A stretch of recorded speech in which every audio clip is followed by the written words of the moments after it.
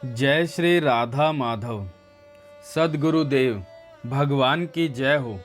परम श्रद्धेय श्री सेठ जयदयाल गोयनका जी की पुस्तक से आज सेठ जी कह रहे हैं, भगवान की शरण में रहने से साधक को बड़ी शक्ति मिलती है, फिर उसमें दुर्गुण दुराचार रह ही नहीं सकते। जिस प्रकार सूर्य की सन्निधि में रहने वाले के पास शीत और अंधकार नहीं फटक सकते, ठीक उसी प्रकार जिसके हृदय में श्री भगवान विराजमान हैं, उसके पास दुर्गुण नहीं जा सकते। यही नहीं, जिस तरह सूर्य के आश्रय से अनायास ही गर्मी और प्रकाश का सुख प्राप्त होता है, वैसे ही भगवान के आश्रय से भी स्वतः ही सद्गुण और सदाचार की वृद्धि होने लगती है। भगवद आश्रय का सुदृढ़ निश्चय होने पर ही ऐसा होता है।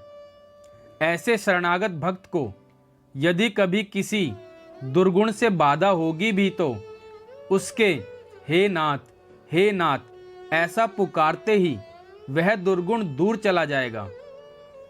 यदि निर्भरता की कमी के कारण कभी ऐसा जान पड़े कि हमारे हृदय में कोई कुविचार प्रवेश करना चाहता है, तो हमें कातर स्वर में कहना है, हे नाथ, हे मेरे नाथ, इस प्रकार पुकारना चाहिए।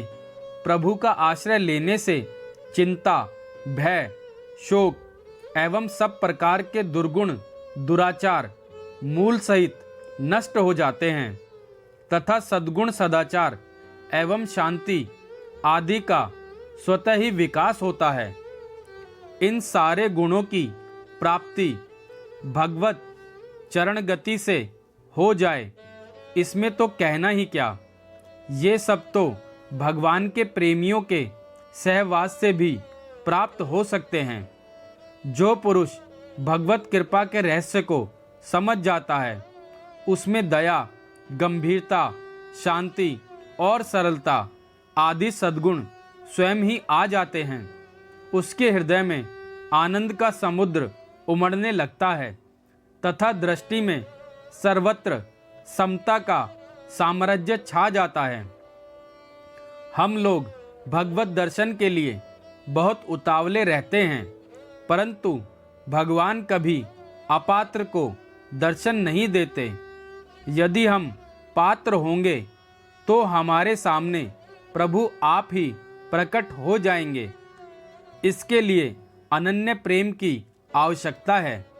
जो सच्चे प्रेमी होते हैं, वे यदि कहीं भगवत चर्चा या भगवन नाम कीर्तन सुनते हैं, तो उनकी बड़ी विचित्र अवस्था हो जाती है।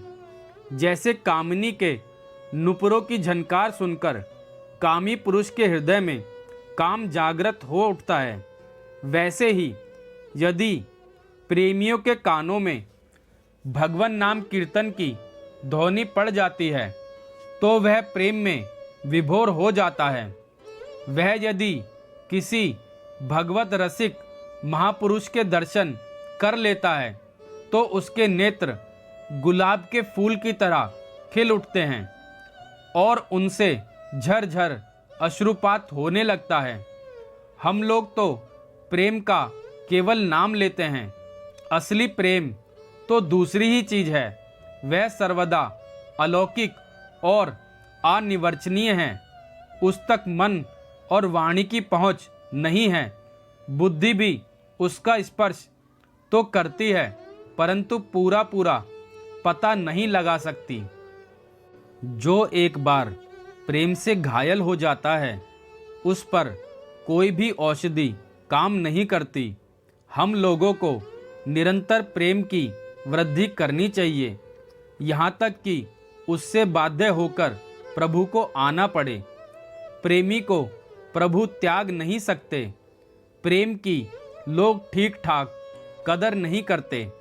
प्रेमियों की बड़ी आवश्यकता है। प्रेमी बहुत कम मिलते हैं, प्राय मिलते ही नहीं। सर्वस्व समर्पण करने पर यदि एक रत्ती भर प्रेम मिले तो सर्वस्व दे डालना चाहिए। सच्चा प्रेमी ऐसा ही करता है। रतन का वास्तविक मूल्य जौहरी ही जानता है। यदि भीलनी के सामने 1,00,000 रुपए का हीरा रखा जाए तो वह उसके बदले में 4 पैसे भी देना नहीं चाहेगी। कहेगी कि यह कांच का टुकड़ा मेरे किस काम का। परंतु जौहरी उसके लिए खुशी खुशी अपना सर्वस्व दे डालेगा। ठीक इसी प्रकार प्रेम का मूल्य भी कोई विरले ही जानते हैं। प्रेम के लिए जो जितना कम मूल्य देना चाहते हैं, वे प्रेम के तत्व को उतना ही कम जानते हैं। प्रेम तो सर्वदा त्याग से ही मिलता है। सच्चे प्रेमी सिर की बाजी लगाकर भी प्रभु का प्रेम प्राप्त करता है। जय श्री राधा माधव।